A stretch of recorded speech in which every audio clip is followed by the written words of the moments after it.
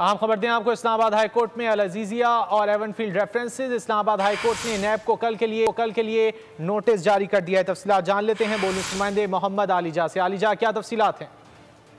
बिल्कुल, अभी कुछ देर कबल इस्लामाबाद हाई कोर्ट में अल अजीजिया और एवनफील्ड रेफरेंस के केस की समाअत हुई, जिसमें इस्लामाबाद हाई कोर्ट ने नैब को कल के लिए नोटिस जारी करते हुए कल तक के लिए समाअत मुलतवी कर दी है। नवाज शरीफ की जानिब से अमजद परवेज एडवोकेट और आजम नज़ीर तारड़ जो है अदालत के रूबरू पेश हुए। अमजद परवेज एडवोकेट ने यह मौक़िफ़ अपनाया कि नवाज शरीफ अदालत के सामने सरेंडर करना चाहते हैं, जिस पर चीफ जस्टिस आमिर फारूक ने इस्तफसार किया कि पिटिशन इश्तिहारी है, सुप्रीम कोर्ट और आला अदालतों के फैसले मौजूद हैं, वो पेश करना चाहूंगा। अमजद परवेज का ये कहना था, जब कोई अदालत के सामने सरेंडर करना चाहता है तो अदालत उसे मौका फराहम करती है। अमजद परवेज ने ये अदालत के सामने मौका अपनाया और उनका मजीद कहना था, माजी में भी ऐसा होता रहा है कि इश्तिहारी मुल्ज़िमान को सरेंडर करने के लिए फांसी जमानत दी गई है। और नवाज शरीफ 21 अक्टूबर को इस्लामाबाद आ रहे हैं, ये आजम नज़ीर तारड़ ने इस्लामाबाद हाई कोर्ट के सामने बताया। मैं किसी और केस में मौजूद हूँ, नैब प्रोसिक्यूटर का ये कहना था। इस हवाले से नैब प्रोसिक्यूटर पर इस्लामाबाद हाई कोर्ट ने बरहमी का भी इजहार किया और नैब को कल के लिए नोटिस जारी करते हुए समाअत कल तक के लिए मुलतवी कर दी। समाअत कल तक के लिए मुलतवी कर दी है और नैब को नोटिस भी जारी कर दिया गया है। बहुत शुक्रिया आलिजा इन तफसीलात के लिए।